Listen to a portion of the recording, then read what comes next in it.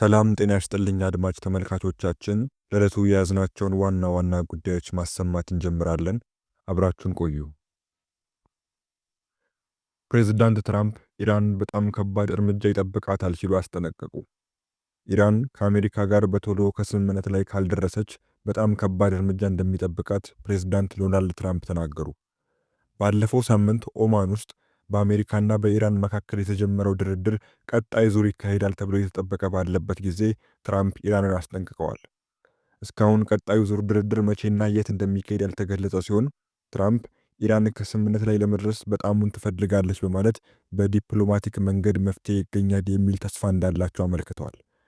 ፕሬዝዳንቱ ለእስራኤል ቻናል 12 የቴሌቪዥን ጣቢያና ለአሜሪካው የዜና ድረገጽ አክሲዮስ እንደተናገሩት ተጨማሪ አዲስ የጦር አውሮፕላን ተሸካሚ መርከብ ወደ መካከለኛው ምስራቅ ለመላክ እያሰቡ ነው። የአሜሪካ ባለስልጣናት ለሮይተርስ እንደተናገሩት ጆርጅ ዋሽንግተን የተባለው የጦር አውሮፕላን ተሸካሚ በእስያ አህጉር እንዲሁም ጆርጅ ደብሊው ቡሽ የተባለው ደግሞ በአሜሪካ ምስራቃዊ የባህር ዳርቻ ላይ ይገኛሉ። ነገር ግን ወደ መካከለኛው ምስራቅ ለመድረስ ቢያንስ 1 ሳምንት ያስፈልጋቸዋል።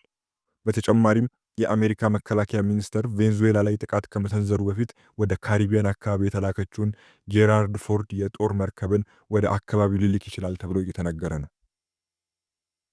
ይህ በእንዲህ እንዳለ ኢራን ከአሜሪካ ጋር ስትደራደር ከልክ ያለፈ ጥያቄ እንደማትቀበል አስታወቀች።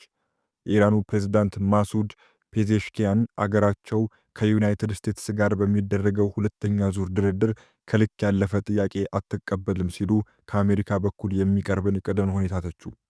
ፕሬዝዳንቱ በኢራን እስላማዊ አብዮት 47ኛ ዓመት በዓል ላይ ባደረጉት ንግግር ኢራን እያካሄደች ያለው የኒውክሌር መርሃ ግብር ለሰላማዊ አገልግሎት ብቻ እንደሆነ ለማጣራት እንደምትተባበር ገልጸው፣ ነገር ግን አገራችን ኢራን የትኛውንም አይነት ከልክ ያለፈ ጥያቄን አትቀበልም ብለዋል። የኢራን ጠቅላይ መሪ አያቶላ አሊ ሐሜኒ አማካሪ የሆኑት አሊ ሐምሃኒም የኢራን የሚሳኤል ግንባታ ተቋማት ለድርድር የማይቀርቡ ቀይ መስመሮች ናቸው በማለት መናገራቸው ተዘግቧል። ይህ የባለስልጣናቱ ንግግር የተሰማው ከአሜሪካ ጋር ሁለተኛው ዙር ድርድር እየተጠበቀ ባለበትና የእስራኤሉ ጠቅላይ ሚኒስትር ለምክክር ዋሽንግተን በገቡበት ጊዜ ነው። ኔታንያሁ ከፕሬዝዳንት ትራምፕ ጋር በሚያደርጉት ውይይት በድርድሩ ላይ ኢራን የኒውክሌር ግንባታዋን እንድታቆም እንዲሁም ሐማስንና ሄዝቦላህን የመሳሰሉ ታጣቂ ቡድኖችን ላለመርዳት ከስምምነት እንድትደርስ እንዲያደርጉ ይጠይቃሉ ተብሎ ይጠበቃል።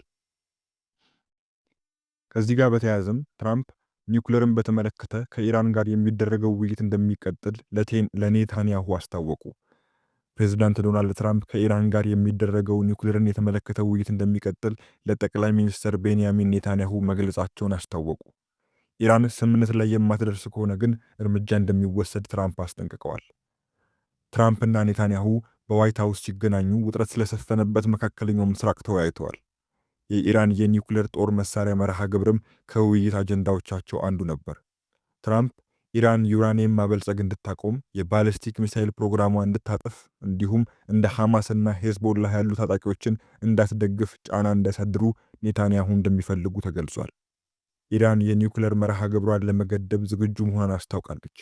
በምላሹም የተጣሉባት ማዕቀቦች እንዲነሱ ጠይቃለች። ኢራን ሌሎች የተቀመጡ ቅድመ ሁኔታዎችን እንደማትቀበል ግን ገልጻለች። ትራምፕና ኔታንያሁ ከመገናኘታቸው አስቀድሞ የኢራኑ ፕሬዝዳንት ማሱድ ፔዜሽኪያን አገራቸው ከአሜሪካ ጋር በምታደርገው ሁለተኛ ዙር ድርድር ከልክ ያለፈ ጥያቄ አትቀበልም ማለታቸው ይታወሳል። ፕሬዝዳንቱ ከአሜሪካ በኩል የሚቀርቡ ቅድመ ሁኔታዎችንም ተችተው ነበር። ትራምፕ ስልጣን ከያዙ በኋላ ኔታንያሁ በዋሽንግተን ይፋዊ የሥራ ጉብኝት ሲያደርጉ የአሁኑ 6ኛቸው ነው። ይህም የየትኛውም አገር መሪ ወደ አሜሪካ ካደረገው የጉዞ ብዛት ይበልጣል። መሪዎቹ ለ3 ሰዓት ገደማ ከተወያዩ በኋላ ትራምፕ ጋዜጣዊ መግለጫ አልሰጡበትም። በትሩዝ ሶሻል የማህበራዊ ሚዲያ ገጻቸው ላይ ውይይቱ በጣም ጥሩ ነበር ብለዋል። ምንም ውሳኔ ላይ አልደረስንም፣ ከኢራን ጋር ድርድር መቀጠል አለበት የሚለውን አጽንኦት ሰጥቼ ተናግሬያለሁ ሲሉም አክለዋል። ይህ በእንዲህ እንዳለ በኢራን ላይ ጥቃት የሚፈጸም ከሆነ ከባህረ ሰላጤው አገራት የሚመረተው ነዳጅ የሚተላለፍበት የሆርሙዝ ሰርጥ እንደሚዘጋ አንድ የኢራን ከፍተኛ ባለስልጣን አስጠነቀቁ። የኢራን የውጭ ግንኙነት ምክር ቤት ዋና ጸሐፊ ጃላል ዴጋኒ ፌሩዛባዲ እንዳሉት በቀጠናው ጦርነት የሚቀሰቀስ ከሆነ የአገራት የኃይል አቅርቦት አደጋ ላይ ይወድቃል፣ የሆርሙዝ ሰርጥም ይዘጋል ብለዋል። በዚህ ምክንያት የመጀመሪያዋ ተጎጂ አገር የምትሆነው ቻይና ናት። ስለዚህም ድርድሩ ለቻይና አስፈላጊ ነው። ሩሲያን ብትሆን ጦርነቱን በመቃወም እንዳይከሰት እየሞከረች ይመስለኛል ብለዋል። ባለፈው ሳምንት በተካሄደው ድርድር ምንም እንኳ ኢራንና አሜሪካ ገና ወሳኙ ዝርዝር ጉዳይ ባይገቡም አሜሪካ ለድርድር ፈቃደኛ በመሆኗ ለኢራን ድል ነው ብለዋል። ጨምረውም አሜሪካ ለኢራን የኒውክሌር መርሃ ግብር ወታደራዊ መፍትሄ እንደሌለው ተረድታ ወደ ድርድርና ዲፕሎማሲ መምጣቷን አመልክተዋል። የቀደመውን ድርድር በተመለከተም ሁለቱም ወገኖች አቋማቸውንና የማይደራደሩባቸውን ጉዳዮች አሳውቀዋል። ከዚያም ወደ ዋና ከተሞቻቸው ተመልሰው ድርድሩ ሊቀጥል ይችላል የሚለውን ይወስናሉ ብለዋል።